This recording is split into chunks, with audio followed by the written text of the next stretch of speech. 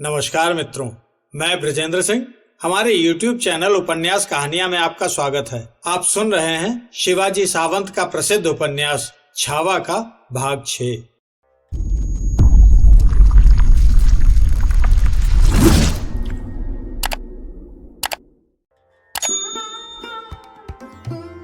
महाराज के चिटनीस बालजी आवजी बड़ी उतावली से भीतर आए और उन्होंने महाराज को वार्ता सुनाई। प्रभु, प्रताप राव और राव जी मुगली प्रदेश से बरार खानदेश से अचानक ही सेना के साथ लौट आए हैं। लौटने की कोई सूचना भी उन्होंने पहले नहीं भिजवाई थी। वे सब ऊपर किले में आ रहे हैं। महाराज देव मंदिर में पूजा करने बैठे थे। हाथ में आचमन का जल था।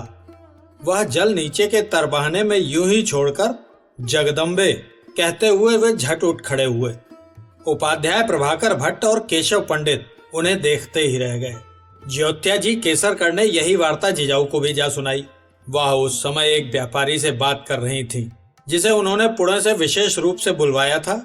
रानी सोयराबाई गर्भवती थी और जिजाऊ उनके दोहद के निमित्त 7वें मास में दिए जाने वाले भोज का आयोजन करने में मग्न थी।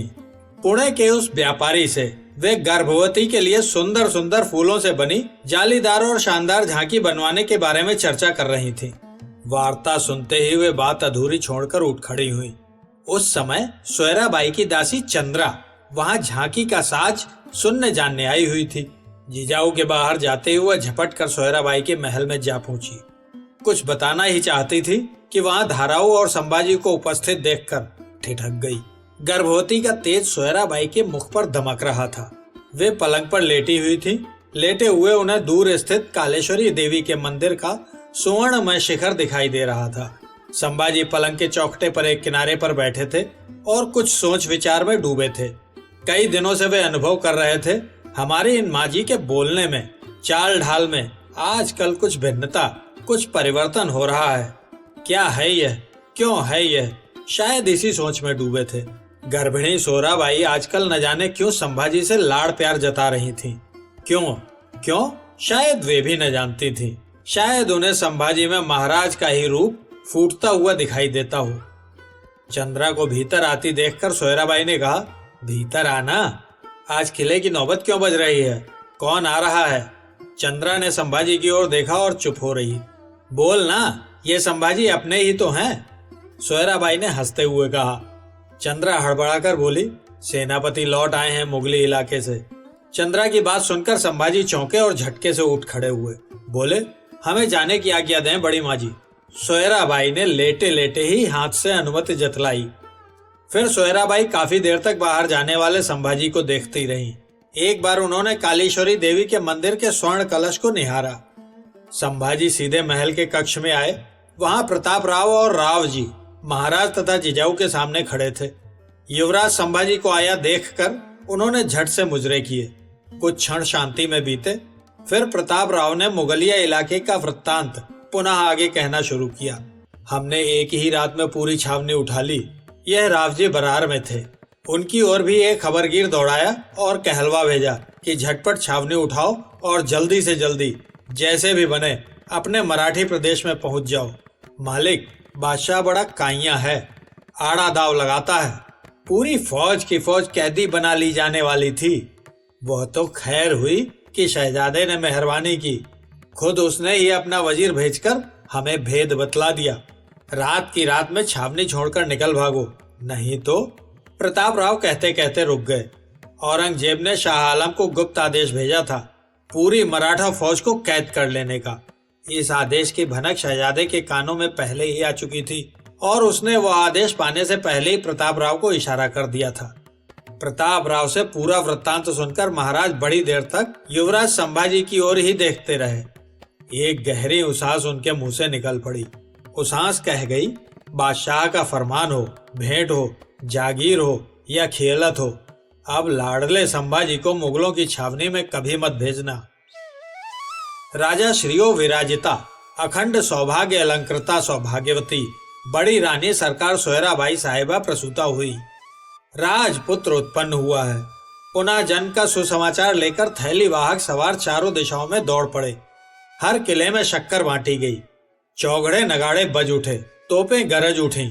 महाराज के नाते रिश्तेदार राजगढ़ की ओर चल पड़े। 5वीं के दिन की विशेष विधियां हुई। छठी की देवी सटवी की पूजा हुई और उस देवी ने अपने अदृश्य हाथों से नवजात शिशु के भाल पर भविष्य की रेखाएं चित्रित कर दी। महाराज का पूरा परिवार, सगे संबंधी जन रनिवास के भीतर वाले सोयराबाई के महल के सामने इकट्ठे हो गए थे। सभी चाहते थे बाल राजा को देखें। संभाजी भी थे वहां। येसुबाई भी धाराओं के साथ आई खड़ी थी। सब प्रतीक्षा में थे कि उपाध्याय ने जो मुहूर्त निश्चित किया है उसी शुभ मुहूर्त में बालक के दर्शन करें। उस समूह में अब स्वयं महाराज भी आ मिले। एक जलपूर्ण गंगाल में एक खाली मुहूर्त पात्र तैर रहा था। वह मुहूर्त पात्र धीरे धीरे भरता जा रहा था। ज्यों ही वह मुहूर्त पात्र पूरा भरकर नीचे डूबा, शुभ मुहूर्त आ गया। प्रसूता के कक्ष का द्वार खुला और आगे आगे जिजाऊ और पीछे समस्त परिवारी जन कक्ष के भीतर प्रविष्ट हुए। नन्हा शिशु सोयराबाई की बगल में सोया हुआ था। दाई ने उसे कोमल वस्त्र में लपेटकर उठाया और जिजाऊ के सामने ले आई। जिजाऊ ने शिशु पर मोहरे न्यौछावर की। फिर माँ भवानी की हल्दी रोली को कोई भवन अत्यंत कोमलता और विनम्रता से स्वीकार करता हो, ऐसे ही जिजाऊ ने शिशु को धीरे से संभालकर हाथों में लिया।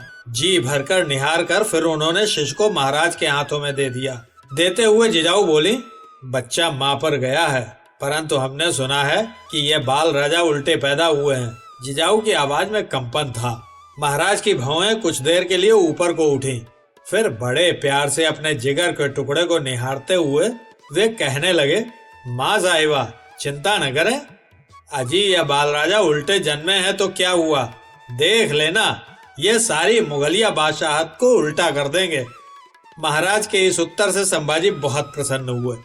लो तुम भी लो इसे, कहकर महाराज ने बच्चे को संभाजी के सामने किया।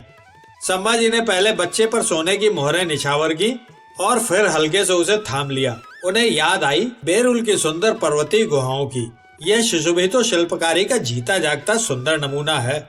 सब सोच रहे थे सोयराबाई ने गगन का चंद्रमा ही भूमि पर ला उतारा है। संभाजी शिशु को बहुत ध्यान से देख रहे थे। मन कह रहा था, हाँ हाँ अवश्य ही ये छोटे भैया सारी मुगलिया बादशाहत को उल्टा कर दिखाएंगे। महाराज अब 8 घड़ी संभाजी को साथ रखते थे। अवश्य ही कोई दूर की बात मन में सोची थी उन्होंने। शायद यही कि एक युवराज को राजकाज से संबंधित सभी बातों को सीखना ढालना चाहिए। राज्य कार्यालय में पत्र व्यवहार कैसे लिखा किया जाता है, पत्रों पर हस्ताक्षर कैसे करने चाहिए, मोहर कैसे लगाई जाती है, प्रजा के द्वारा उपस्थित वाद विवाद की सुनवाई कैसे की जाए, किसी मामले में मंत्री गणों की सलाह लेकर स्वयं शांत और जागरूक रहकर निर्णय कैसे किए जाएं, मैदान में पराक्रम दिखाने वाले बहादुर योद्धाओं को अस्त्र शस्त्र एवं कड़े तोड़े देकर किस प्रकार सम्मानित किया जाए, दीन प्रजाजन किसानों आदि को धैर्य दिलासा देकर उन्हें उत्साहित क्यों कर किया जाए, दूसरे दरबार से आए हुए दूतों के मन की बात कैसे ताड़ ली जाए, दूर जाने वाले विरोधियों से भी घनिष्ठता बढ़ाकर उन्हें अपना कैसे बनाया जाए, रणांगण में घायल योद्धाओं को सांत्वना के 2 बोल सुनाकर उन्हें कैसे प्रोत्साहित किया जाए। राजकाज की इन सभी बातों से महाराज संभाजी को परिचित कराने लगे। इस कारण संभाजी का हेल मेल उन लोगों से बढ़ने लगा जो इस राजकाज के प्रधान अधिकारी थे। एक थे श्री बालाजी आपजी, महाराज के चिटनीस, पत्र लेखन में अति निपुण, मुहर्रिरों के ढंग की चौकड़ी लगाकर हाथ में शुतुरमुर्ग के पंख की कलम लेकर वह सुंदर अक्षरों के मोती बिखेरना जानते थे। लिखते समय गर्दन टेढ़ी करना उनकी आदत थी। कुछ खास बात लिखने से पहले बीच ही में रुककर छत की ओर दृष्टि गड़ाकर देखा करते थे। दूसरे थे श्री मोरोपंत पिंगले, महाराज के पेशवा। महाराज ने पंत कहकर पुकारा और वह जी स्वामी कहते हुए तनिक झुककर मुजरा करके झट सामने आ जाते थे। केले के तने के समान कांतिमय शरीर, कपाल पर सदा एक सा टीका लगाए मोरोपंत की आदत थी तलवार की मूठ पर हाथ रखना, उसे दृढ़ता से पकड़े रखना। सिर पर कुछ कम गोल आकार वाली अनारदाने के रंग की पगड़ी हमेशा पहनते थे। तीसरे थे श्री अण्णाजी दत्तो, महाराज के सुरनीस, पंत सचिव। राजसभा में किसी विषय या मंत्रणा का प्रारंभ वह सदा यूं करते थे, अपनी अर्जी पेश करता हूँ कि उनके कंधे पर लटका हुआ लाल किनारी वाला एक दुपट्टा हमेशा छाती के दोनों ओर झूला करता था और वह उस दुपट्टे का छोर मुट्ठी में पकड़े रहते थे।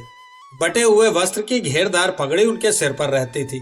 वैसे ही उनकी आंखें छोटी छोटी सी थीं, परंतु हंसते हुए तो आंखें जैसे दिखती ही नहीं थी। चौथे थे श्री नीलोपंत सोनदेव, महाराज के मजूमदार। पंत आमात थे, राजकोष और वस्तु भंडागार के प्रधान। महाराज भंडार या कोष की जो भी वस्तु हाजिर करने को कहें वह झट से लाने को तैयार। मोहरें, रुपए, आभूषण, वसूल आदि आय व्यय के व्यवहार संबंधित शब्द सदा उनकी जुबान पर चढ़े रहते थे। ये सभी सचिवगण युवराज संभाजी को उतना ही आदर सम्मान देते थे जितना कि महाराज को। संभाजी भी इन सब ज्येष्ठ पुरुषों के प्रति असीम आदर भाव रखते थे। ये सभी लोग महाराज के विश्वास पात्र थे। आज वे जिस पद पर आ पहुंचे थे, यह पद उन सबने अपनी कार्य कुशलता, सच्चाई और ईमानदारी दिखाकर पाया था। राज कार्यालय के मंत्री और अधिकारी गणों से भी युवराज संभाजी का कर्तव्य छिपा न था। पुरंदर की संधि के समय वे नन्ही सी उम्र में मुगलों की छावनी में फरमान लेने गए थे और जामीन बनकर रहे थे। आगरा में कैद से छुटकारा पाने की उनकी चतुराई, औरंगाबाद जाकर शाह आलम से मुलाकात करना, महाराज और जिजाऊ का प्रेम प्राप्त कर दिखाना, ये सब निशानियां थीं जो संभाजी के व्यक्तित्व को उजागर कर चुकी थी। इसी कारण मंत्री, अधिकारी और कारिंदे जान गए थे कि संभाजी ही वह व्यक्ति हैं जो श्री के राज्य में महाराज का प्रतिबिंब बनकर दिख सकेंगे। मराठा राज्य के बढ़ते हुए विस्तार का सच्चा उत्तराधिकारी बनकर दिखाएंगे ये युवराज संभाजी। उस दिन संभाजी सोयराबाई के महल में एक बिछावन पर पालथी मारे भूमि पर ही बैठे थे। उनकी गोदी में सोयराबाई का नवजात बालक राजा राम था। नन्हा शिशु राजा राम हाथ पांव हिलाते, किलकारी मारते खेल रहा था। निकट ही दीवार के पास चंद्रा दासी खड़ी थी। सोयराबाई पलंग पर बैठी हुई बच्चे के झंगूले पर बेल बूटे बुन रही थी। बीच में ही मुस्कुराकर संभाजी और उनकी गोदी में खेल रहे बच्चे की ओर देख लेती थी। तुम गोदी में बच्चा लिए बैठे हो, तुम्हारी बहू ने तुम्हें इस अवस्था में देख लिया तो? सोयराबाई ने हंसकर संभाजी से कहा, देख लिया तो क्या, बच्चे को केवल वही गोदी में खिलाएं, ऐसा कोई कायदा थोड़े ही है। संभाजी ने बच्चे के बाल पर हाथ फिराते हुए उत्तर दिया। अचानक खेलता हुआ बच्चा एकदम रुक गया और प्रकृति के नियमानुसार उसने जो मूत्रधार छोड़ी तो संभाजी का अंगरखा भीग गया। ये क्या बदतमीजी की रे तूने, दादा महाराज का अंगरखा गीला कर दिया। कहती हुई सोयराबाई झटपट पलंग से उठी, चंद्रा भी आगे बढ़ाई। रहने दो माँ जी, ऐसा तो होता ही है। कहते हुए संभाजी ने उन दोनों को रोक दिया। राजा राम फिर खेलने लगा। चंद्रा दूर हटकर खड़ी हो गई। सोयराबाई पलंग पर पड़ा हुआ झंगूला उठा ही रही थी कि इतने में धाराऊ और येसुबाई महल में आ गईं। येसुबाई ने संभाजी को देखा तो दरवाजे पर ही ठिठक गईं। उनको झिझकता देखकर सोयराबाई ने उन्हें ढांढस बंधाया। भीतर आ जाओ बहू। संभाजी हड़बड़ा गए। उन्होंने पहले तो पीछे मुड़कर देखा, फिर झट से अंगरखे का गीला भाग पालथी के नीचे छुपा लिया। सोयराबाई ने यह देखा तो हंस पड़ी। येसुबाई से बोली, सुना तुमने, तुम्हारे श्रीमान कहते हैं कि बच्चे को लेने का या खिलाने का अधिकार अकेले तुम्ही को नहीं है। धाराऊ। बाजी अब संभाजी पर उलट गई थी। उन्होंने धाराऊ को पुकारा। जी आई, कहकर धाराऊ लपक कर आगे बढ़ी। जरा इसे संभालो। संभाजी ने बच्चा धाराऊ को दे दिया और लपक कर महल के बाहर जाने लगे। सोयराबाई से इतना ही कह पाए, हम जाते हैं। हाँ हाँ जाओ बेटा, सोयराबाई ने संतोष भरे स्वर में कहा। फिर येसुबाई को अपने पलंग पर ले जाते हुए उनसे बोली, सच बहू तुम बड़ी भाग्यशाली हो। धाराऊ शिशु राजा राम को गोदी में लिए बैठी थी। बातें सुनकर उसका मन आनंद से भर उठा। दीपावली का पर्व निकट आ रहा था। चिटनीस बालाजी आवजी सभा कक्ष वाली अपनी बैठक पर बैठे थे। पर्व के अवसर पर महाराज के रागी वर्ग को जो गहने चाहिए उन सबकी फहरिस्त बनाने में वह व्यस्त थे। बहुमूल्य आभूषणों की यह फहरिस्त स्वयं ही जाकर मजूमदार नीलोपंत को देनी चाहिए। यह सोचकर वह बैठक से खड़े हुए। अपने कंधे के दुपट्टे को ठीक ठाक किया। वहां उस समय उनके किशोर आयु के दो पुत्र आवजी और खांडोजी भी बैठे थे। बालाजी ने अपने दोनों पुत्रों को सावधान किया और बोले, मैं यह फहरिस्त मजूमदार को देकर आता हूँ, तुम दोनों यहीं रुको, कहीं मत जाना। आवजी और खंडोजी ने सिर हिलाए। उस समय बैठक कक्ष में कोई नहीं था। चौक वाले दरवाजे पर दो सशस्त्र प्रहरी पहरा दे रहे थे। बीच बीच में फर्राश बिछावन बदलने वाले नौकर या झाड़ पोंछ करने वाले नौकर आ जा रहे थे, परंतु उनका ध्यान आवजी खंडोजी की ओर नहीं गया। सभा कक्ष खाली था। दोनों भाइयों ने एक दूसरे की ओर देखा, फिर दोनों दीवारों पर चित्रित रामायण और महाभारत की घटनाओं के चित्रों को बड़े ध्यान से देखने लगे। दो चित्रों के बीच में जो खाली स्थान था वहां ढाल, तलवार, बर्छे, भाले, धनुष, बाण आदि शस्त्र शानदार ढंग से सजाए हुए थे। आवजी दोनों भाइयों में बड़ा था। उसका ध्यान गया कलमदान की ओर। न जाने उसके मन में क्या आया, अपने भाई के कान में धीरे से कहने लगा, खंडू, मैं यह पंख की कलम हाथ में लेकर लिख कर देखता हूँ। तू जरा ध्यान रखना, कोई आता हो तो झट बता देना। ठीक है, तू लिख, मैं देखता हूँ। खंडो जी ने उसके साहस का समर्थन किया। आवजी राज कार्यालय के चिटनीस की उस भव्य बैठक पर जा बैठा और अचरज भरी दृष्टि से देखकर उसने शुतुरमुर्ग के पंख से बनी कलम को उठाया, कांपते हाथों से ही चौकी पर रखे हुए कागज पर लिखने लगा, ओम नमः शिवाय। खंडो जी उसकी ओर कौतुक भरी दृष्टि से देखने में मग्न था। इसी समय युवराज संभाजी अंतापुर के दरवाजे की ओर से आए और चौखट पर खड़े होकर इन दोनों भाइयों को देखने लगे, परंतु दोनों तो कहीं और ही खोए हुए थे। इतने में संभाजी के साथ आए हुए अंतोजी, राया जी, ज्योत्या जी आदि लोगों में से किसी ने जोर से खखारा। आवजी का ध्यान टूटा। उसने सामने जो देखा तो मानो उसे सांप सूंघ गया। वह झटके से खड़ा हो गया, मुजरा करना भी भूल गया। हाथ में पकड़ी हुई कलम भी न जाने कब गिर पड़ी। उसके जी में आ रहा था बैठक पर से छलांग लगाकर भाग खड़ा होऊं। खंडो जी की स्थिति कुछ भिन्न थी। अभी कुछ देर पूर्व वह जिस स्तब्ध भाव से चित्र देख रहा था, उसी तरह चित्रवत बना हुआ वह संभाजी को एकटक देखे जा रहा था। संभाजी ने अपने साथ के लोगों को वहीं रोक दिया और वे स्वयं धीरे धीरे बैठक की ओर बढ़े। अब बैठक पर खड़े आवजी को काटो तो खून नहीं। खंडो जी जरा होश में था, सो उसने लपक कर युवराज के पैर पकड़ लिए। संभाजी ने आवजी का लिखा कागज उठाया, पढ़कर देखा। लिखा था, ओम नमः शिवाय। लेखन प्रारंभ करते समय प्रथा के रूप में ये शब्द लिखे जाते हैं, परंतु आज संभाजी को इन शब्दों का निराला ही अर्थ प्रतीत हो रहा था। इन शब्दों से उसके मुख पर हर्ष का भाव खिल उठा था। संभाजी ने नीचे गिरा हुआ वह पंख उठाया और स्याही की कुप्पी में डुबोया। फिर उन्होंने भी वह मंत्र स्वयं लिखा, ओम नमः शिवाय। इस मंत्र के शिव ने उन्हें आबा साहब की याद दिला दी। महाराज उस समय सूरत की ओर गए हुए थे और वहां उन्होंने लूटपाट और तहलका मचाया हुआ था। ओम नमः शिवाय के नीचे संभाजी ने लिखा, तुलसा भवानी प्रसन्न। संभाजी ने कलम कलमदान में रखकर एक बार दोनों हस्ताक्षरों को ध्यान पूर्वक देखा, फिर आवजी की ओर देखते हुए बोले, तुम्हारी लिखावट तो हमसे भी अधिक प्यारी है। कौन हो तुम? यहाँ क्यों बैठे हो? आवजी अब जरा संभला, फिर भी बोल नहीं पाया। खंडो जी ने हिम्मत दिखाई, बोला, हम चिटनीस जी के पुत्र हैं। इनका नाम है आवजी, मैं हूँ खंडो जी। बैठो आवजी, बैठक पर बैठो। संभाजी ने आवजी को चिटनीस की बैठक पर बैठने का संकेत किया। आवजी अभी बैठा ही था कि इतने में बालाजी ही भीतर प्रविष्ट हुए। उन्होंने जो देखा कि आवजी बैठक पर बैठा है, तो उनकी भीतर की सांस भीतर और बाहर की बाहर रह गई।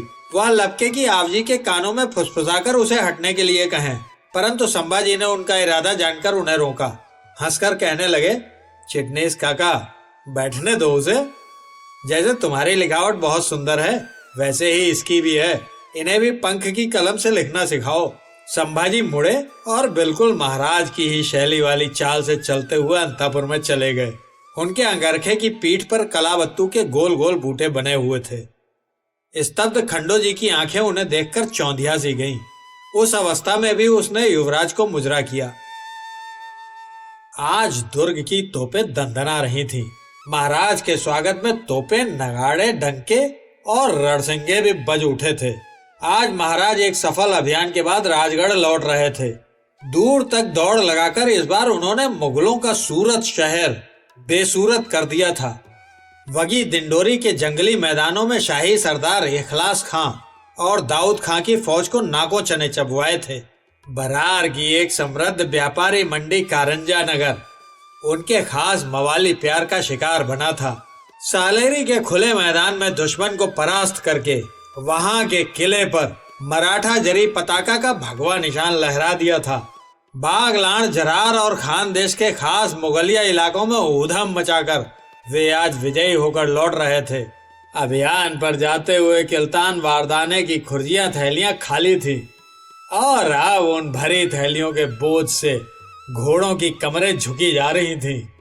पहले भी एक बार महाराज इन्हीं सब प्रदेशों में पराक्रम दिखाकर लौटे थे, परंतु इस बार के पराक्रम की शान निराली ही थी।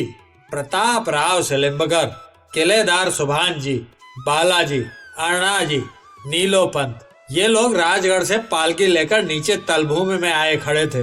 महाराज पालकी में बैठकर अपने अभियान के साथी प्रताप राव गुजर, मोरो पंत, येसाजी आदि कई सरदारों के साथ ऊपर किले में आ गए। जिजाऊ और संभाजी ने ऊपर कोट के मुख्य द्वार तक आकर उनकी आगवानी की। संभाजी ने देखा कि इस बार महाराज के मुखमंडल पर एक निराला तेज झलक रहा था। घोड़ों पर बैठकर निरंतर दौड़ते रहने से उनके मुख की आभा पके हुए कोकम्ब फल जैसी हो गई थी। संभाजी ने झुककर महाराज के चरणों में प्रणाम किया। उन्हें उठते हुए महाराज ने उनकी आंखों में झांका तो उन्हें अकस्मात सूरत शहर के एक चित्रकार की याद आ गई। वे संभाजी से हंसकर बोले, शंभू राजा, सूरत की इन भागदौड़ की गड़बड़ी में भी सूरत के एक अंग्रेज चित्रकार ने हमारा चित्र बनाया था। किसी किसी को चित्रकला में सचमुच कमाल हासिल होता है। तुम हमारे साथ होते तो तुम भी देख पाते। सुनकर संभाजी के मन में उत्तर का भाव आया, वह गोरा चितेरा कितना भी कुशल क्यों न रहा हो महाराज साहब, परंतु आपके मुख पर अब जो कोकम्ब फलों की सी आभा खेल रही है, उसे ज्यों का त्यों वह भी न उतार पाता। महाराज को राजगढ़ में लौटे एक पखवाड़ा बीत गया था। इस बार के अभियान की लूट में जो माल मिला था उसे वर्ग या श्रेणियों में विभाजित करके भंडार में रख दिया गया था। घायल सवारों की चिकित्सा में वैद्यगण व्यस्त थे और पशु वैद्य घायल घोड़ों का इलाज कर रहे थे। माघ मास की एकादशी का दिन मावल देश के लिए महत्व का था। आज राजगढ़ के सभागृह में सम्मान दरबार आयोजित था। युद्ध में आहत वीरों का दरबार में सम्मान किया जाना था। ऊंची बैठक पर महाराज, राजमाता जिजाऊ, राजपुत्र संभाजी विराजमान थे और नीचे मोरोपंत, अण्णाजी, बालाजी, येसाजी, प्रताप राव, नीलोपंत, निराजी राव जी, रघुनाथ भट्ट और दत्ताजी त्रिमल विनय पूर्वक खड़े थे। चिक के पीछे रनिवास की रानियां सोयराबाई, पुतलीबाई, काशीबाई, महाराज की पुत्रियां सखूबाई और अंबाबाई, पुत्रवधू येसुबाई और धायमा धाराऊ बैठी थी। राजसभा की प्रथा के अनुसार पहले हल्दी रोली की चंगेरी महाराज के सामने लाई गई। महाराज ने उसमें से चुटकी भर हल्दी रोली राजसभा की अधिष्ठात्री देवी के नाम पर बिखेर दी। फिर सम्मान के अधिकारी आहत वीरों की ओर एक बार दृष्टि फेर कर उन्होंने चिटनीस बालाजी आवजी की ओर देखा। बालाजी ने आज के दरबार का उद्देश्य प्रस्तुत किया। मातुश्री माँ साहिबा की असीम कृपा से सरकार बहादुर ने इस बार मुगलिया प्रदेश में बागलाण, बरार, खानदेश और सूरत तक दूर दूर की मुहिम की। चुने हुए खास पैदल सैनिक और घुड़सवार सेवा में साथ लिए थे। उन्होंने मुहिम के निश्चित उद्देश्य में पूर्ण सफलता पाई है। इस मुहिम में जिन वीरों ने वीरता दिखलाई है और जो बहादुर घायल हुए हैं, आज उनका यथोचित सम्मान किया जाएगा। जो सूरमा युद्ध में काम आए हैं उनके उत्तराधिकारियों को भी आज सम्मानित किया जाएगा। इसलिए इस आहत सम्मान दरबार का आयोजन किया गया है। इस कारण श्रीयुत, श्रीमान, बालाजी एक एक नाम का उच्चारण करने लगे। महाराज उन सबको कड़े मोहरे तोड़े सम्मान वस्त्र आदि देकर सम्मानित कर रहे थे। सब सम्मान उपक्रम समाप्त होने के बाद बालाजी झुककर 5 कदम पीछे हटकर खड़े हो गए। महाराज द्वारा किया गया वीरों का यह महान गौरवपूर्ण सम्मान और महाराज की गुण ग्राहकता को देखकर सारा दरबार अभिभूत हो गया था। स्वयं महाराज के हाथों से पाई वस्तुओं की ओर वे अभिमान पूर्वक देख रहे थे। कुछ क्षण इसी प्रकार बीते। महाराज ने जिजाऊ की ओर देखा और मुस्कुराहट की एक हल्की रेखा उनके होठों पर लहरा गई। बुढ़ापे ने जिजाऊ के चेहरों पर झुर्रियों की रेखाएं अब काफी गहरी चित्रित कर दी थीं। हंसी की यह लहर इन्हीं झुर्रियों में कहीं खो गई। महाराज बैठक से उठे और सारे दरबारी जनों को अपना मन का प्रयोजन कह सुनाने लगे। भद्रजनों, आहत वीरों के सम्मान के लिए आयोजित यह दरबार तो अब समाप्त हो चुका है। अब हमारे खड़े होने का प्रयोजन भिन्न ही है। महाराज थोड़ी देर रुके और संभाजी की ओर एक बार देखकर फिर कहने लगे, उत्तर देश से मिर्जा राजा जयसिंह आया। उसने हमारे फर्जंद संभाजी को वस्त्राभूषण और हाथी देकर सम्मानित किया, उन्हें मनसब दी। आगरा में बादशाह औरंगजेब ने उन्हें अपने दरबार में रत्न जटित कटार भेंट की। शहजादे शाह आलम ने औरंगाबाद में उन्हें हाथी और सम्मान वस्त्र देकर सम्मानित किया। केवल हम ही एक ऐसे रहे कि आज तक उन्हें कुछ भी देने का अवसर ही नहीं आया। इसलिए माँ साहिबा के और आप सबके सम्मुख हम आज कुछ कहना चाहते हैं। आज से हम अपने फर्जंद संभाजी को स्वतंत्र रूप से कामकाज करने का अधिकार प्रदान करते हैं। उन्हें राज मुद्रा, कटार और राजवस्त्र भेंट दे रहे हैं। महाराज ने थोड़ी देर ठहरकर अपने मंत्री और अधिकारियों की ओर एक विशेष उद्देश्यपूर्ण दृष्टि फेरी। आज से संभाजी इस प्राप्त अधिकार के अनुसार पत्रों पर अपनी मोहर लगा सकेंगे। राजकीय आदेश, निर्णय, करारनामा और खलीतों पर अपने हस्ताक्षर कर सकेंगे। उनकी खिदमत के लिए हम श्री महादेव यमा जी को व्यक्तिगत सहायक मंत्री के रूप में नियुक्त करते हैं। चिटनीस और मुहर्रिर के कामकाज के लिए वृत्त लेखक परशुराम को नियुक्त करते हैं। राज कार्यालय के व्यवस्थापक श्री धारा राव निम्बालकर सभी बातों में उनकी आवश्यक सहायता किया करेंगे। आज से राजकुमार संभाजी मुद्रा और अधिकार संपन्न युवराज बन गए हैं। महाराज का एक निजी राज कर्मचारी एक तबक सामने ले आया जिसमें मुद्रा, कटार, वस्त्र और एक म्यान में बंद तलवार रखी थी। महाराज ने तलवार उठाई और संभाजी से कहा, युवराज संभाजी, दरबार में सामने आओ। संभाजी अत्यंत विनम्रता से उनके निकट आए। चिक के पीछे से येसुबाई टक लगाए देख रही थी। उन्होंने देखा महाराज ने स्वयं अपने हाथों से तलवार के म्यान की भगवे रंग की डोरियां युवराज की कमर में बांध दी। फिर महाराज ने संभाजी के कंधे पर तय किए हुए वस्त्र रखे। थाली में से थोड़ी हल्दी रोली लेकर संभाजी के माथे के शिवतिलक पर मल दी। संभाजी ने उन्हें तथा जिजाऊ साहिबा को प्रथानुसार नमस्कार किया। महाराज ने उन्हें ऊपर उठाया और वे सब बाहर जाने लगे। संभाजी का एक हाथ जिजाऊ ने और दूसरा महाराज ने थामा हुआ था। दोनों के बीच युवराज संभाजी चल रहे थे। भोसले कुल की इस त्रिमूर्ति को मुजरा करने के लिए समस्त मंत्री और दरबारी लोग कमर तक झुक पड़े। सारे दरबार में केवल एक स्त्री ऐसी थी जो झटके से खड़ी हो गई थी। रानियों की बैठक में बैठी सोराबाई थी वे। उन्होंने किसी की ओर न ताका न निहारा। अपने पीछे खड़ी चंद्रा दासी से वे बोली, चंद्रा, चल चले यहाँ से। महल में हमारे राम राजा अकेले ही हैं। जाने की हड़बड़ी में वे यह देखने को भी न ठहरी कि चंद्रा पीछे आ रही है या नहीं। वे झटपट अपने महल की ओर चली जा रही थी। उनकी तेज चाल के कारण साड़ी का जरीदार झोल नीचे भूमि पर घिसटता जा रहा था। धाराओं ने यह देखा और उनके माथे पर सिकुड़न आ गई। संभाजी युवराज बन गए। सारा दरबार उन्हें मुजरा करता था। ये रानी जी गुस्से में जलती भूनती महल की ओर क्यों निकल गईं? भवन निर्माण विभाग के प्रधान आबाजी पंत ने रायगढ़ के किले से महाराज को राजगढ़ में संदेश भेजा। महाराज सरकार ने चाहा था वैसा ही सुंदर शानदार गढ़ बनकर तैयार है। महाराज इस रायगढ़ दुर्ग में पधार कर एक बार देख लें। हम कारीगरों की शिल्प कृति को अपनी चरण धूलि से धन्य करें। निर्माण की किसी त्रुटि अथवा अभाव को बतलावें। हम सेवक सेवा के लिए तत्पर हैं। संदेश मिलते ही महाराज, युवराज संभाजी और अन्य चुनिंदा लोगों के साथ रायगढ़ पहुंचे। कारीगरों ने इंद्र की अलकापुरी के समान रायगढ़ दुर्ग सजाया हुआ था। कलाकारों ने महाराज की कल्पना से भी 10 गुना सौंदर्य इस दुर्ग में भर दिया था।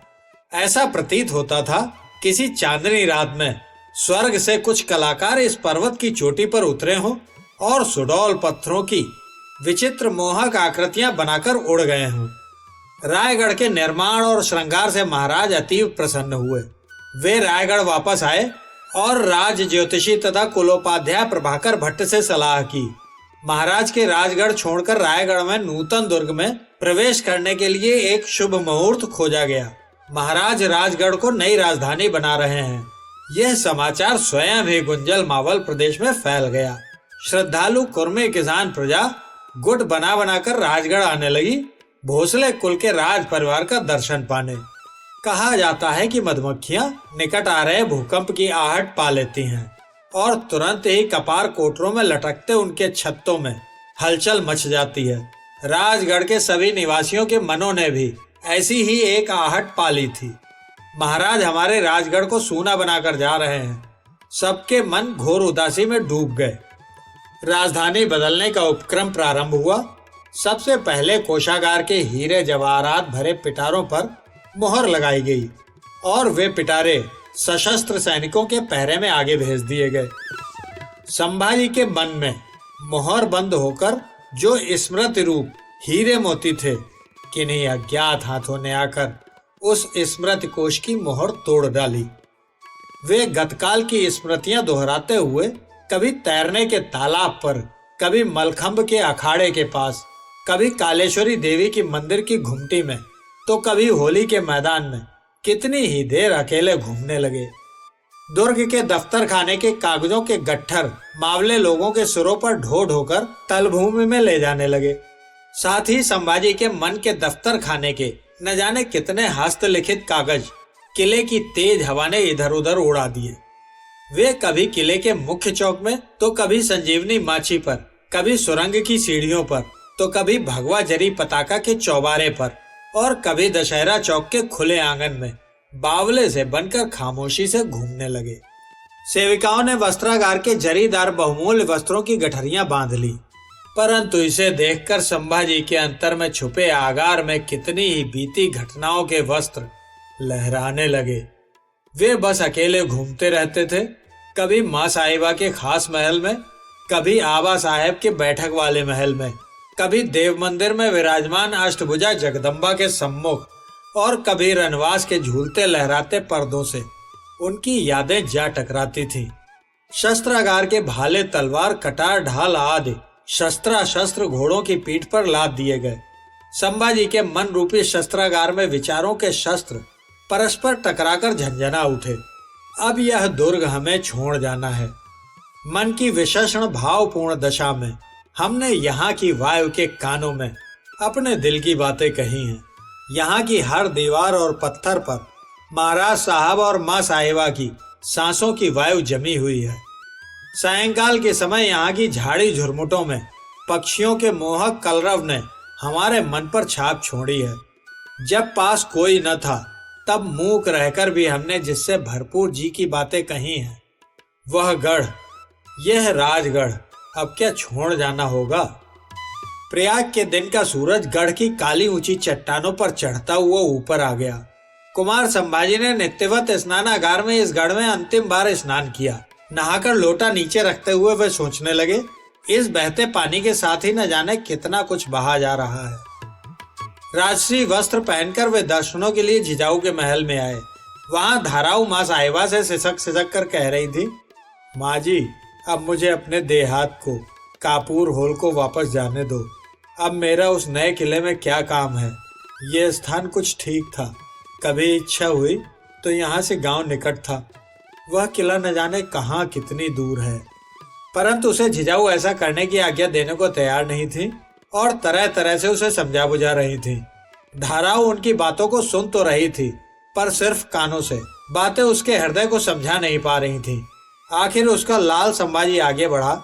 वे बोले, धाराऊ, तो हमें भी ले चल अपने साथ कपूर होल को। इस बात ने धाराऊ को हिला दिया। मेरे लाल, तेरे साथ तो नरक में भी जाने को तैयार हूं मैं। मेरा हृदय तुझमें उलझ गया है मेरे प्यारे। और धाराऊ रायगढ़ जाने को राजी हो गई। जिजाऊ संभाजी को साथ लेकर राजसभा कक्ष की ओर जाने लगी। महाराज भी अपने महल से निकलकर वहां आ गए। वह त्रिमूर्त सभागृह की बैठक पर आई। कक्ष में इतनी भीड़ थी कि तिल रखने की जगह न थी। भीड़ थी पर आवाज नहीं थी। सब ओर शांति छाई हुई थी। महाराज, जिजाऊ और संभाजी बैठ गए। हल्दी रोली की डलिया सामने आई और महाराज ने चुटकी भर रोली लेकर हवा में बिखेरी। आज उनकी उंगलियां भी कांप उठी। आह, यह इस बैठक की आखिरी चुटकी है। पहले ऐसी प्रथा तो न थी, परंतु आज डलिया वाले ने हल्दी रोली की वह डलिया जिजाऊ और संभाजी के सामने भी रख दी। आज उन दोनों ने भी चुटकी भर रोली लेकर माँ भवानी की कृपा याचना के लिए बिखेर दी। हल्दी रोली के कण हवा में उड़ने लगे। साथ ही मनों की दबी भावनाओं के आज तक भोगे भले बुरे की स्मृतियों के कण भी सर्वत्र बिखर गए। आज की इस बैठक में राजकुल की इन तीन विभूतियों ने गढ़ के सभी लोगों को मोहरे, वस्त्र, शस्त्रादि देने का निश्चय किया था। उन लोगों ने आज तक सेवा की थी। उन दुर्गवासियों का तो यह अधिकार ही था। महाराज के लिए भी वह मात्र रिवाज नहीं था। पीछे रहने वालों को संतुष्ट करके जाना ही उचित था। इस सभागृह की बैठक से अंतिम दान का कार्यक्रम संपन्न हुआ। इसके बाद रानीवास की ओर संदेश भेजा गया। दुशाले ओढ़े हुए रानियां और अन्य स्त्रियां अंतापुर से बाहर निकलीं और पहले से ही तैयार डोलियों में जा बैठी। उसके बाद जिजाऊ डोली में बैठी। अचानक घेरा है घनघोर बादलों से जैसे आकाश भर जाता है, उसी प्रकार उनका हृदय भर आया। फिर भी ऊपर से प्रकट न करते हुए वे केवल इतना ही कह सकी, जगदम्बे, हे जगदम्बे। डोलियां दुर्ग के नीचे उतरने लगी। धाराऊ डोली के साथ साथ पैदल चल रही थीं। उससे न रहा गया। उसने झुककर थोड़ी सी धूल उठाई और अपनी सूती साड़ी के छोर में बांध ली। मंत्रीगण, किलेदार सुभान जी, सिलिमकर आदि के साथ महाराज और संभाजी उस सुरंग की ओर जा रहे थे जो संजीवनी माची की ओर जाती थी। चलते चलते महाराज को सुबेला माची का शिखर दिखाई दिया। वे एकदम रुक गए। महाराज के रुकने का कारण अन्य कोई भी नहीं जान सका, परंतु महाराज को याद हो आया था। इस माची पर उनकी बड़ी रानी संभाजी की माता सईबाई की चिता जली थी। महाराज के नेत्र गीले हो आए थे और हाथ अपने आप संभाजी के कंधे पर आ गया। सुरंग का मुख निकट आया। मुख की शिला को प्रहरियों ने दूर हटाया। महाराज तथा संभाजी उसमें उतर गए। एक एक सीढ़ी उतरते समय महाराज एकाएक रुक गए। उन्होंने संभाजी से पूछा, तुम्हें याद है, एक बार तुमने हमसे पूछा था कि कितनी लंबी है यह सुरंग, कब खत्म होगी यह? जी हाँ, याद है। और हमें आपका उत्तर भी याद है। सुरंगें कभी खत्म नहीं होती, रास्ता चलते ही जाना पड़ता है, रुकना नहीं होता। सुरंग से निकलकर वे पिता पुत्र संजीवनी माची पर आए। सारी माची पर लोगों की भीड़ जमा थी। यहाँ पर पालकियां तैयार खड़ी थीं, जो महाराज को किले से नीचे ले जाने वाली थीं। फिर महाराज संजीवनी माची के ध्वज के चौथरे पर आए। वहां ऊंचे ध्वज दंड पर लहराने वाली जरी पताका को, मराठों की ध्वजा को उन्होंने गर्दन उठाकर एक बार देखा। फिर महाराज ने थोपटे से कहा, सिद्धोजी थोपटे, आज पालकी में बैठकर नीचे उतरने को जी नहीं चाहता। आज हम सबके साथ पैदल ही किले के नीचे उतरेंगे। देव दर्शन करके महाराज और संभाजी संजीवनी माची से चलकर पाली दरवाजे की ओर बढ़ने लगे। पीछे पीछे किले के सैकड़ों निवासी चल रहे थे। सब पाली दरवाजे तक आए। दरवाजे के नक्कार खाने का नगाड़ा बज उठा। महाराज और संभाजी भी आज नगाड़े को ध्यान से सुन रहे थे। उन्होंने स्पष्ट अनुभव किया कि नगाड़े की लय और ठेके में आज एक लय, एक गत नहीं थी। बीच बीच में लय टूटती थी, एक आध ठेका खो जाता था। महाराज और युवराज संभाजी भी ज्यों ही पाली दरवाजा पार करके आगे निकले, नक्कारचियों ने अपने हाथ की डंडियां नीचे रख दी और वे भी सीढ़ियां उतरने लगे। मावलों की भीड़ के साथ साथ महाराज और युवराज नीचे तलहटी में आए। महाराज ने किलेदार सुभान जी के हाथ में श्रीफल और बीड़ा देते हुए कहा, किलेदार, माली जैसे अपने बगीचे की रखवाली करता है, ऐसे इस दुर्ग की देखभाल तुम्हें करना।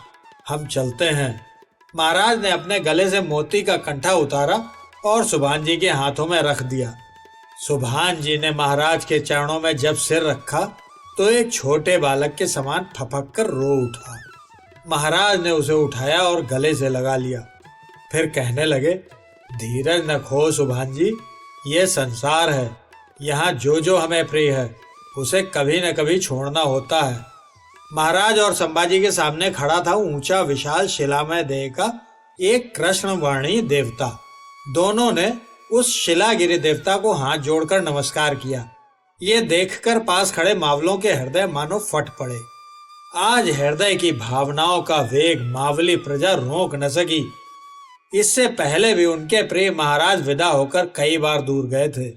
सूरत की मुहिम पर, मिर्जा राजा जयसिंह से मिलने, अफजल खां की भेंट के समय, औरंगजेब के दरबार में, परंतु तब प्रजा इतनी व्याकुल नहीं हुई थी।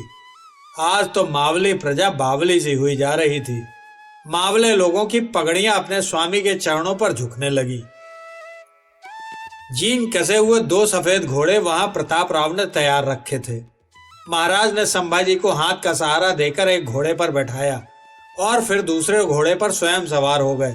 महाराज की पीठ राजगढ़ के पर्वत और दुर्ग की ओर हुई। राजगढ़ को यदि वाणी मिल पाती तो शायद आज वह भी महाराज से कहता, स्वामी तनिक ठहरें, थोड़ी चरण धूल मैं भी ले लूं। और फिर शायद वह गढ़ भी अपनी सुबेला और संजीवनी माचियों के पंख फैलाकर ऊंचे आकाश में उड़ जाता। अब चल पड़े वे 2 पिता पुत्र। एक चक्रवर्ती सन्यासी अपनी कई स्मृतियों के पदचिन्ह राजगढ़ पर छोड़कर चला जा रहा था। दूसरा देवी भक्त बालक स्मृतियों की कई वस्त्र ज्योतियां जलाकर आज दूर जा रहा था। रायगढ़ निकट आ रहा था। नीचे तल भूमि में पाचाड़ नामक बस्ती थी। उसके पास ही शिल्पकार आवाजी पंत ने माता जीजाबाई के लिए कई खंडों वाली एक हवेली बनवाई थी। सारे राज परिवार ने उस रात इसी हवेली में विश्राम किया। पाचाड़ महाराज की अस्थायी सेना का एक थाना था।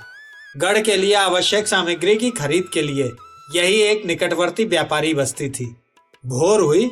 पाचाड़ की हवेली के आंगन के एक चबूतरे पर से सामने सारा रायगढ़ दिखाई दे रहा था, मानो किसी सरोवर के बीच एक कृष्ण कमल खिल उठा हो। जिजाऊ इस चबूतरे पर खड़ी होकर आंखों पर जोर देकर रायगढ़ को देखने का प्रयत्न कर रही थीं। आंखों से कानों तक झुर्रियों की रेखाएं और अधिक खिंचाई। ऊपर देखने के प्रयत्न में उनके सिर का आंचल थोड़ा पीछे सरक गया था। महाराज ने देखा जिजाऊ के बालों में बुढ़ापे की सफेद रेखाएं अब साफ साफ झलकने लगी थी। माँ साहिबा, वह जो सामने दिख रहा है वो है खूब लड़ा बुर्ज। उसकी सीध में जो दिखाई देती है वो है पश्चिमी माची। महाराज ने दाएं हाथ की तर्जनी से संकेत करते हुए बताया। पास खड़े संभाजी भी बुर्ज और माची को ध्यान से देख रहे थे। राजा, हमारे लिए यह अलग हवेली क्यों बनवाई तुमने? जिजाऊ ने सामने देखते हुए पूछा। महाराज गंभीर हो गए। जिजाऊ के सूने भाल की ओर देखकर उनका कंठ अवरुद्ध हो गया। माँ साहिबा, हम भला आपके लिए क्या कर सकेंगे? हम में वह शक्ति कहाँ। हमारी चमड़ी छीलकर आपके पदत्राण बनाने से भी हम आपके ऋण से उऋण न हो सकेंगे। आपने हमसे आज तक कभी कहा नहीं, परंतु हम जानते हैं आपके कष्ट को। आपके महल के पास से जाते समय हमने कई बार आपके दम का और खांसी का दौरा सुना है। माँ साहिबा, आपसे गढ़ की ऊंचाई की ठंडी हवा सहन नहीं हो पाएगी, इसी कारण हमने यह हवेली बनवाई है। कहकर महाराज मौन हो गए। संभाजी उन्हें एक टक देख रहे थे। हमने सामने का बुर्ज और माची आपको क्यों दिखाए, ये आपने पूछा नहीं माँ साहिबा। महाराज ने फिर बुर्ज की ओर उंगली उठाकर पूछा। हम कुछ नहीं समझे, क्या कोई विशेष बात है? जिजाऊ ने महाराज के शिव तिलक की ओर देखते हुए पूछा। माँ साहिबा, आप यहाँ नीचे हवेली में रहेंगी, हमें तो ऊपर दुर्ग में ही रहना होगा। आपके दर्शन किए बिना तो अन्न का ग्रास और पानी का घूंट भी हमारे गले से नीचे नहीं उतरता। इस कारण हमने कारीगर इंदुलकर से कहकर यह हवेली ऐसी तिरछी बनवाई है कि जब आप यहाँ नीचे के चबूतरे पर खड़ी हों तो हम ऊपर खूब लड़ा बुर्ज पर आकर आपके दर्शन प्रतिदिन पा सकें। लोग पूर्व दिशा की उदीयमान सूर्य को नमस्कार करते हैं। हम रायगढ़ की पश्चिम दिशा की इस हवेली में रहने वाले सूर्य का दर्शन करेंगे। महाराज बौराए से माची की ओर देख रहे थे और जिजाऊ अश्रुपूरित नयनों से अपने शिवा को देख रही थी। संभाजी ने भी एक बार ऊंचे रायगढ़ को निहारा। उनके मन ने कहा, ओहो, रायगढ़ भी महाराज साहब के सामने बौना है। महाराज की कमर की तलवार तक भी तो वह गिर पहुंच न पावेगा। अगले दिन प्रातःकाल शुभ मुहूर्त में पालकियां और डोलियां पाचाड़ की हवेली के बाहर निकली। सुबह के ठंडे समय से ही कहारों ने पालकियां डोलियां लेकर रायगढ़ के पर्वतीय दुर्ग पर चढ़ना शुरू किया। सबसे पहले फूलों का एक बाग आया। पालकियां डोलियां यहाँ कुछ देर के लिए रुक गईं। बाग का माली मुजरा करते हुए सामने आया। जिजाऊ, संभाजी और रानियों सहित महाराज उस बाग में प्रविष्ट हुए। गुलाब, कदली, बेला, मावल, सेवती, गुलदाउदी, अनंत आदि विविध रूप के रंग के फूलों की मिली जुली सुगंध से सारा बाग महक रहा था। महाराज एक गुलाब के पौधे के पास ठहर गए।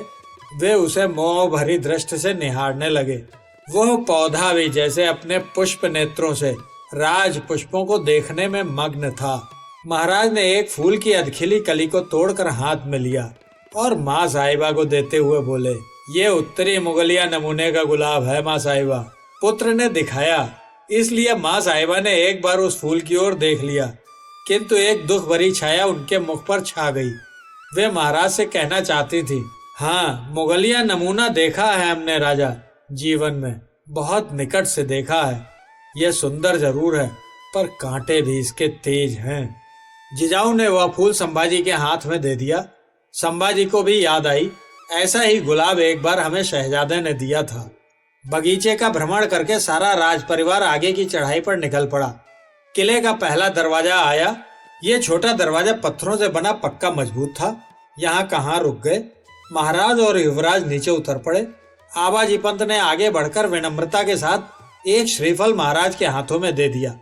महाराज ने किले की पहले दरवाजे की देहली पार करने से पूर्व वहां नारियल फोड़कर पूजा की और नारियल के दोनों आधे भाग दोनों हाथों से दाएं बाएं फेंक दिए। फिर महाराज ने जिजाऊ को हाथ का सहारा देकर उस देहली को पार करने में सहायता की। जिजाऊ के बाद महाराज और संभाजी ने देहली पार की। किले का वह कमानदार दरवाजा देखकर जिजाऊ अतीव हर्षित हुई। यहाँ तक दुर्ग की चढ़ाई का पहला पल्ला समाप्त हुआ। आगे दूसरा शुरू हुआ।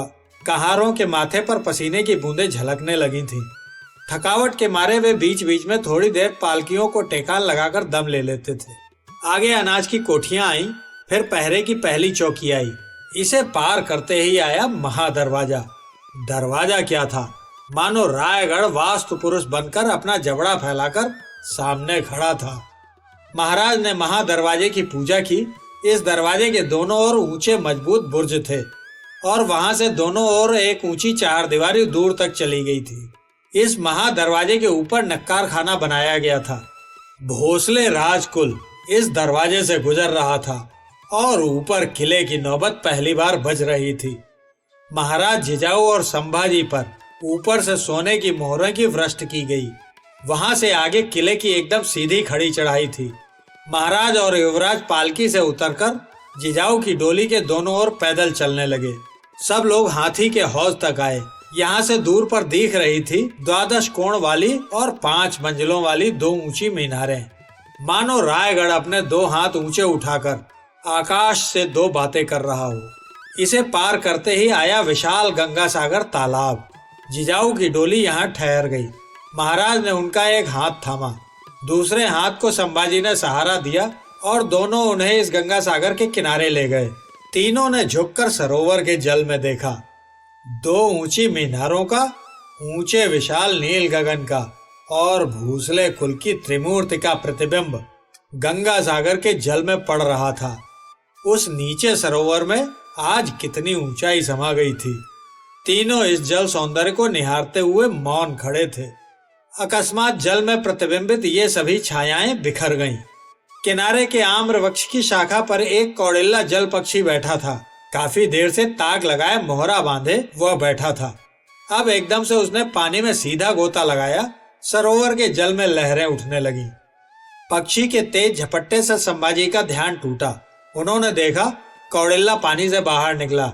इस छोटे से जल पक्षी ने चोंच में मछली पकड़ ली थी। संभाजी उसे देखते रहे। वह उड़कर शाखा पर जा बैठा। अपनी गर्दन को उसने एक झटका दिया। संभाजी को इतना ही दिखाई दिया कि एक चांदी की चमचमाती तार सी धूप में चमकी और फिर कौड़िल्ले की चोंच में समा गई। मछली अभी थी अभी चली गई। कौड़िल्ला फिर से सीटी की सी आवाज में चिल्लाया। शायद जी भर गया था उसका, परंतु संभाजी को इस ध्वनि ने व्याकुल कर दिया। वो राज परिवार 2 मीनारों से सुशोभित सदर दरवाजे तक आया। ये सदर दरवाजा ही किले के मुख्य भाग ऊपरी कोट का प्रवेश द्वार था। यहाँ हिरोजी इंदुलकर आगे बढ़ाया और उसने महाराज के हाथ में पांव बांधा हुआ एक काला मुर्गा दिया। महाराज ने दरवाजे के आगे इसे 3 बार घुमाया और दूर फेंक दिया। हाँ, सच कहा जाता है, चूने पत्थर से बनी इमारतों में भी स्वस्थ हष्ट पुष्ट शिशु के समान एक परिपुष्टता, एक निर्माण का लुभावना सौंदर्य होता है। इस पत्थर की कठोरता को भी किसी की बुरी नजर जरूर लगती है। इसके लिए नजर उतारना ठीक ही तो है। महाराज ने ऊपर कोट के सदर दरवाजे की पूजा की, उस पर मोहरें न्यौछावर की। माता की चरण धूल से अधिक पावन और क्या है इस धरती पर। वही चरण धूल ऊपर कोट को पावन करे। इसलिए महाराज और युवराज ने जिजाऊ को बीच में करके उनके दाएं बाएं रहते हुए सदर दरवाजे की देहली को लांघ कर ऊपर कोट में प्रवेश किया। ऊपर कोट में भी एक दरवाजा था, पालकी दरवाजा। इसे पार करते ही पत्थरों से बनी इमारतों का विशाल भाग सामने दिखाई देने लगा, मानो किसी ने स्वप्न नगरी का द्वार ही खोल दिया हो। यहाँ एक और था 7 महल। एक के साथ एक महल जोड़कर ही इसे बनाया गया था। सुडौल घड़े हुए पत्थरों से इसकी बनावट हुई थी। ऊपर चूने की पक्की छत थी। इस छत के ऊपर की मुडेर के निकट खड़े होने से भीतर का चौक दिखाई देता था।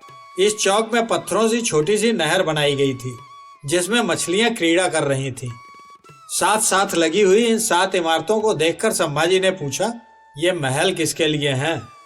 ये रानियों के महल हैं शंभू राजा। महाराज ने उत्तर तो दिया, परंतु उनका गला भराया। शायद उन्हें अपनी स्वर्गवासी रानी सईबाई की याद आ गई। 8वां महल क्यों नहीं बनाया गया, या यूं कहना उचित होगा, पहला महल क्यों नहीं बनाया गया।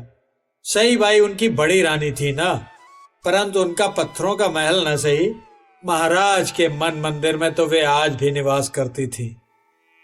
फिर सबने वह खास महल अथवा राजप्रसाद देखा जो जिजाऊ महाराज और संभाजी के लिए विशेष रूप से बनाया गया था। इसे देखने के बाद महाराज सिंहासन चौक में आए। यह राज दरबार का स्थान था। सिंहासन से लेकर सामने के शानदार नक्कार खाने तक बीचों बीच 5 हाथ चौड़ी जगह खाली रखी गई थी और इस जगह पर सुंदर गलीचे बिछाए हुए थे। इन गलीचों की लंबी पट्टी के मध्य में एक छोटा हौज बनाया गया था जिसमें फव्वारे बने हुए थे।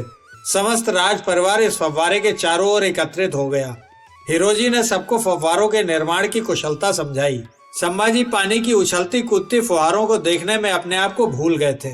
नक्कार खाना इतना ऊंचा और खूबसूरत बनाया गया था कि कारीगरों की प्रशंसा किए बिना न रहा जाए। इसे पार करके महाराज जिजाऊ और युवराज दरबार के बाहर के खुले प्रांगण में आए। यहाँ जिजाऊ के लिए पालकी तैयार रखी गई थी। महाराज, युवराज, मोरोपंत, अण्णाजी, बालाजी, प्रताप राव, इंदुलकर, आवजी पंत आदि जन पालकी के चारों ओर चल रहे थे। पालकी के पीछे रागी वर्ग, येसुबाई, सखुबाई, धाराऊ आदि स्त्रियां चल रही थीं। जिजाऊ अब जा रही थी दुर्ग देवता के दर्शनों के लिए, श्री जगदीश्वर के दर्शन के लिए। जगदीश्वर का मंदिर आगे कुछ दूरी पर था। उसके पूर्व होली का मैदान था। आवाजी पंत ने सबको बताया कि होली के त्योहार पर होली जलाने और बनाने आदि की यहाँ कैसे सारी व्यवस्था की गई है। आबाजी पंत ने सबको बताया कि होली के त्योहार पर होली जलाने और बनाने आदि की यहाँ कैसे सारी व्यवस्था की गई है। इसके बाद थी व्यापारी हाट। यहाँ मार्ग के दोनों ओर पंक्ति में दुकानें बनाई गई थीं। दुकानें ऊंचे चबूतरों पर थीं ताकि घुड़सवार सैनिक घोड़े पर बैठकर भी खरीद फरोख्त कर सकें। अभी यह हाट लगी नहीं थी। हाट लगाने का ठेका प्राप्त करने के उद्देश्य से व्यापारी नागप्पा श्रेष्ठी अपने सेवकों सहित उस समय वहां उपस्थित था। उसने आगे बढ़कर जिजाऊ की पालकी पर सोने की मोहरें बरसाईं और उनकी चरण धूल मस्तक से लगाई। जिजाऊ की पालकी मंदिर के निकट आकर ठहर गई। मंदिर का सुनहरा कलश धूप में झिलमिला रहा था। महाराज ने जिजाऊ को हाथ का सहारा देकर पालकी से उतारा। संभाजी ने जिजाऊ के हाथ को सहारा दिया हुआ था। एक ओर पुत्र और दूसरी ओर पौत्र, मध्य में राजमाता जिजाऊ। मानो शिवलिंग पर स्वयं को समर्पित करने की कामना वाला त्रिदल बेलपत्र ही थी वह। तीनों ने झुककर मंदिर की प्रस्तर निर्मित सीढ़ी का स्पर्श किया और वे मंदिर के पहले चौक में प्रविष्ट हुए। पीछे पीछे राज स्त्री समूह तथा मंत्री थे। गर्भगृह में समय का मंद मंद प्रकाश फैला हुआ था। शिवलिंग फूलों से आधा ढका हुआ था और ऊपर से अभिषेक पात्र की जलधारा टपक रही थी। महाराज आगे बढ़े। उन्होंने घंटे को टंकोर दी। संपूर्ण देवालय और प्रांगण उस घंटा नाद से भर उठा। आगे बढ़ने के लिए महाराज ने पग बढ़ाया ही था कि नीचे भूमि पर पत्थर से बने एक कछुए को देखकर उन्होंने आगे बढ़ा पग पीछे खींच लिया। पंत, हम हिंदुओं के मंदिर में प्रवेश के स्थान पर प्रस्तर निर्मित कछुए बनाने का क्या प्रयोजन होगा? तुम्हारा क्या विचार है? महाराज ने पीछे खड़े मोरोपंत से पूछा। जी प्रभु, कहते हुए मोरोपंत आगे बढ़े। जिजाऊ, संभाजी आदि सभी जन उस कछुए की ओर देख रहे थे। अपनी पगड़ी दाएं बाएं हिलाते हुए मोरोपंत ने उत्तर दिया, प्रभु, मैं कुछ निश्चित रूप से नहीं कह सकता, परंतु संभवतः ये विष्णु के कूर्मा अवतार का प्रतीक हो। हमारा विचार कुछ भिन्न ही है पंत। कछुआ अपने अंगों को भीतर खींच लेता है। इसी प्रकार मंदिर में प्रविष्ट होने से पूर्व भक्त को अपने मन के काम, क्रोध, लोभ, मत्सर आदि मनोविकारों को दूर हटा देना चाहिए। मन को संयमित कर लेना चाहिए। यही प्रेरणा ये कछुआ भक्तों को देता है। किंतु हम भक्तगण भी भूले से ही क्यों न हो कछुए की पीठ पर पांव रख देते हैं। महाराज भावुक होकर बोले जा रहे थे। जगदीश्वर के दर्शनों के पश्चात जिजाऊ समस्त राज स्त्रियों के साथ ऊपरी कोट में आ गईं। महाराज संभाजी को साथ लेकर दुर्ग के शेष भागों को देखने निकल गए।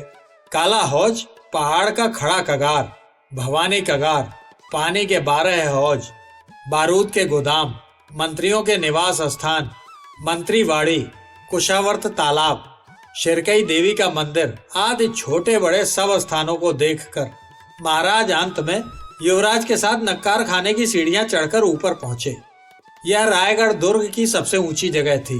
पास ही ध्वज वेदी पर भगवा झंडा जरी पताका हवा में लहरा रहा था और उसकी फड़ आवाज सबको स्पष्ट सुनाई दे रही थी। वह देखो तोरणा दुर्ग।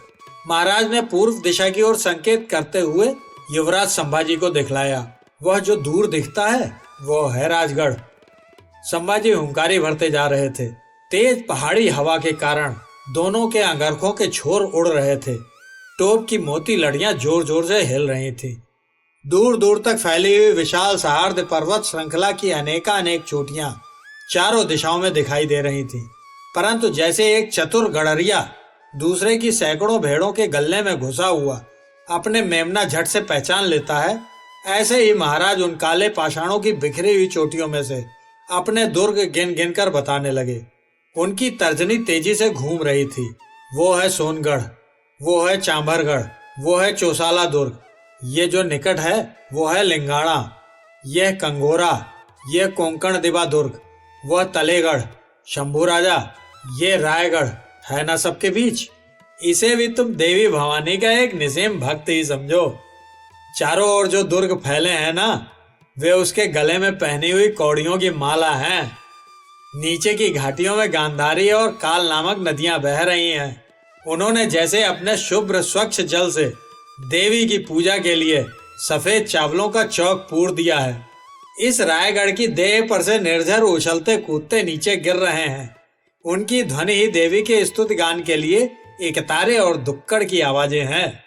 पूर्व दिशा में सूर्यदेव स्वयं वस्त्र ज्योति लेकर प्रतिदिन पूजा सजाते हैं। जरी पताका का भगवा रंग उसने हल्दी रोली बनाकर अपने माथे पर मल रखा है। ऐसा है रायगढ़, देवी का अनन्य भक्त। महाराज ने हाथ छाती पर रखकर मन ही मन उस श्रेष्ठ भक्त को प्रणाम किया। एक दिन शुभ मुहूर्त में जिजाऊ के हाथों महाराज ने श्री जगदीश्वर का अभिषेक किया।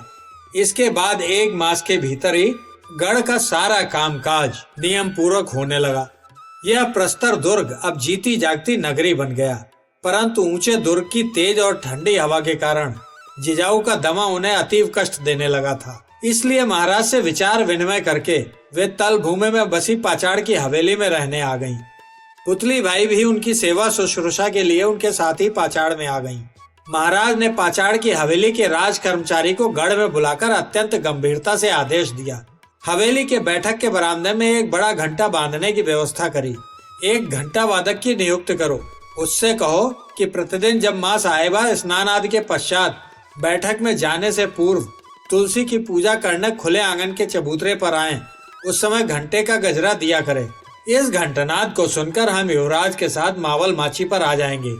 इस प्रकार से ही क्यों न हो, हमें प्रतिदिन मां साहेब के दर्शनों का सौभाग्य प्राप्त होगा। इस काम में किसी प्रकार की बाधा अथवा चूक नहीं होनी चाहिए, समझे। अगले ही दिन से प्रतिदिन प्रातः काल के समय घंटनाद गूंजने लगा। महाराज और युवराज के लिए तो यह घंटनाद साक्षात सौभाग्य ही था। परंतु पाचाड़ की अस्थायी सेना के सैनिकों ने 18 कारखानों के श्रमिकों ने भी ये जान लिया घंटा बज रहा है, माँ साहिबा बैठक में आ चुकी हैं।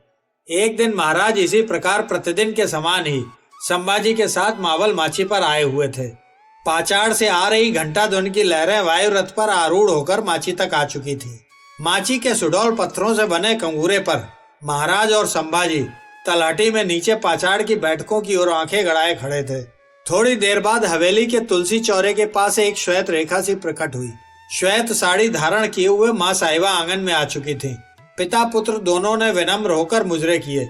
नीचे वह श्वेत रेखा निश्चल खड़ी थी। पिता पुत्र के नेत्र ही हाथ बनकर उस रेखा के चरणों से जा लगे थे। केवल दुर्ग के पक्षीगण चहचहा रहे थे, उड़ते फिर रहे थे, अन्यथा सर्वत्र शांति थी। युवराज, महाराज ने कुछ सोचते हुए पुकारा। जी आबा साहब, संभाजी ने तुरंत पुकार का उत्तर दिया। पचाड़ के चबूतरे पर खड़ी हुई जिजाऊ कैसे पहचान पाती होंगी तुम्हें और हमें? महाराज ने पूछा। अवश्य, निसंदेह ही वे मुझे और आपको अलग अलग पहचान पाएंगी। संभाजी थोड़ी देर रुके, फिर महाराज के चरणों की ओर विनम्र भाव से देखते हुए बोले, आप कितने ऊंचे हैं। हम आपके सामने कितने बौने हैं। माँ साहिबा आपको पहचानने में कभी भूल नहीं करेंगी।